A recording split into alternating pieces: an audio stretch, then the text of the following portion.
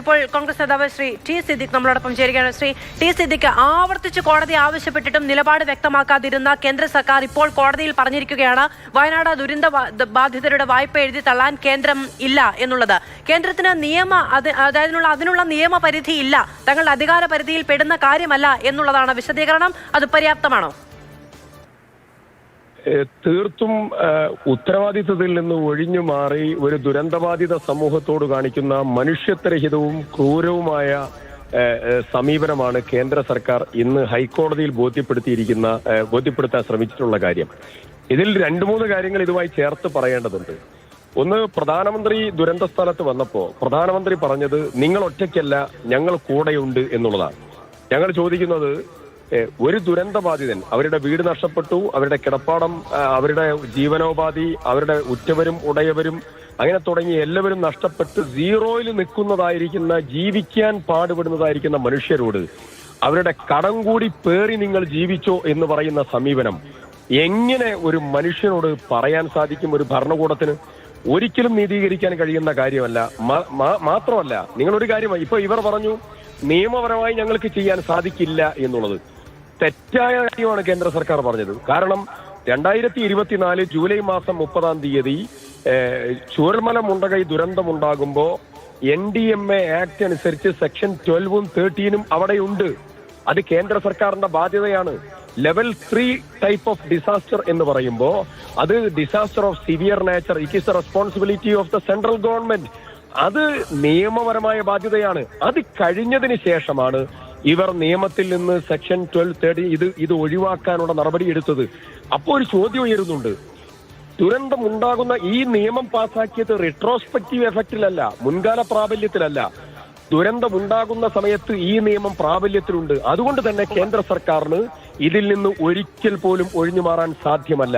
അവിടെ കുടുംബശ്രീയുടെ JLG loan എടുത്തവർ, അവിടെ നാഷണലൈസ്ഡ് ചോദിച്ചാണ് NDMA ആക്ട് പ്രകാരം ഈ വായ്പ എഴുതി തള്ളുന്നതിന് പ്രൊവിഷൻ ഉണ്ടല്ലോ, അത് കേരള ബാങ്ക് അടക്കമുള്ളവ ചെയ്തിട്ടുണ്ടല്ലോ. അപ്പോൾ അതിന് അങ്ങനെ ചെയ്യാൻ സാധിക്കില്ലേ എന്ന് കോടതി തന്നെ ചോദിച്ചതാണ്. അപ്പോൾ നിയമപരിധി അറിയാതെ അല്ലല്ലോ കോടതി അങ്ങനെ ഒരു ചോദ്യം ഉന്നയിക്കുന്നത്.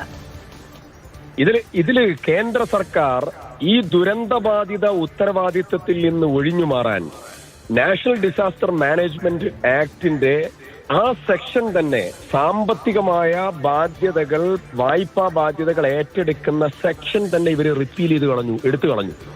അപ്പോൾ ചോദ്യം ഉയരുന്നുണ്ട്, ഡിസാസ്റ്റർ ഓഫ് സിവിയർ നേച്ചർ എന്ന് പറഞ്ഞാൽ എന്താണ്? വായ്പകൾ എഴുതി തള്ളേണ്ട ഉത്തരവാദിത്തം അതുവരെ കേന്ദ്ര സർക്കാരിന്റെയാണ്. മാത്രമല്ല, ഈ ദുരന്തം നടക്കുമ്പോൾ ഈ സെക്ഷൻ അവിടെ നിലവിലുണ്ട്. സംസ്ഥാന നിയമസഭ യോഗം ചേർന്ന് മുഖ്യമന്ത്രി നിയമസഭയിൽ പ്രമേയം അവതരിപ്പിച്ച് ഞങ്ങൾ എല്ലാവരും ചർച്ച ചെയ്ത് ഒരു സംസ്ഥാനത്തിന്റെ മൊത്തം വികാരം കേന്ദ്ര സർക്കാരിന് ഞങ്ങൾ പ്രമേയത്തിലൂടെ ഞങ്ങൾ കൈമാറി. ഈ ദുരന്തബാധിതരുടെ സാമ്പത്തിക ബാധ്യത മുഴുവൻ കേന്ദ്ര സർക്കാർ ഏറ്റെടുക്കണം. മാധു, ഇവിടെ ഏറ്റവും ദുഃഖകരമായ സാഹചര്യം എന്താണെന്ന് പറഞ്ഞാൽ, ഒരു കേന്ദ്ര സർക്കാർ, പ്രധാനമന്ത്രി നേരിട്ട് വന്ന് ദുരന്തത്തിന്റെ തീവ്രതയും തീഷ്ണതയും മനസ്സിലാക്കിയ ഒരു ദുരന്തത്തിൽ കേന്ദ്ര സർക്കാർ സ്വീകരിക്കുന്ന സമീപനം മനുഷ്യത്വരഹിതമായ സമീപനമാണ്. ഇവർ അടിയന്തര സഹായം നമുക്ക് കിട്ടിയില്ല, ആലോചിച്ചു നോക്കണം. നമുക്ക് 529 കോടി നൽകി, അത് വായ്പയായിട്ട് നൽകി. 2222 കോടി രൂപ നമ്മൾ PDNA post disaster need assessment survey report അനുസരിച്ച് നമ്മൾ ആവശ്യപ്പെട്ടു. എന്നിട്ട് നമുക്ക് നൽകിയത് കേവലം 260 കോടി രൂപ മാത്രമാണ്. ഒരു സംസ്ഥാനത്തെ ദുരന്തം, അവിടെ ആസാമിന് കൊടുത്ത എമൗണ്ട് നമുക്കറിയാം, മഹാരാഷ്ട്രയ്ക്ക് കൊടുത്ത എമൗണ്ട് നമുക്കറിയാം. ഞങ്ങൾ അവർക്കാർക്കും കൊടുക്കുന്നതിനെതിരല്ല. കാരണം ദുരന്തബാധിത സമൂഹത്തിന്റെ വേദനകൾ ഒരുപോലെയാണ്. ആ വേദന കേരളത്തിലെ വയനാട്ടിലെ ദുരന്തബാധിതരാകുമ്പോ ശരി ശ്രീ ടി സിദ്ദിഖ്, വൈരാഗ്യ ബുദ്ധിയോടെയുള്ള സമീപനമാണോ കേരളത്തോട് ഉണ്ടാകുന്നത് എന്ന ചോദ്യം വീണ്ടും ഉയരുകയാണ്. വായ്പ എഴുതി തള്ളാൻ കഴിയില്ല എന്ന് കേന്ദ്ര സർക്കാർ ഹൈക്കോടതിയെ അറിയിച്ചിരിക്കുകയാണ്. ഹൈക്കോടതി ആവർത്തിച്ച് ചോദിച്ച ചോദ്യമാണ്, നിങ്ങൾക്ക് കേരള ബാങ്കിനെ ആ രീതിയിൽ, ആ മാതൃക അങ്ങനെ തന്നെ തുടർന്നുകൊണ്ട് വായ്പ എഴുതി തള്ളാൻ കഴിയില്ലേ? അതിനുള്ള ഈ നാഷണൽ ഡിസാസ്റ്റർ മാനേജ്മെന്റ് ആക്ട് പ്രകാരം അതിനുള്ള പ്രൊവിഷൻ ഉണ്ടോ എന്നടക്കമുള്ള കാര്യങ്ങൾ ചോദിച്ചതാണ്.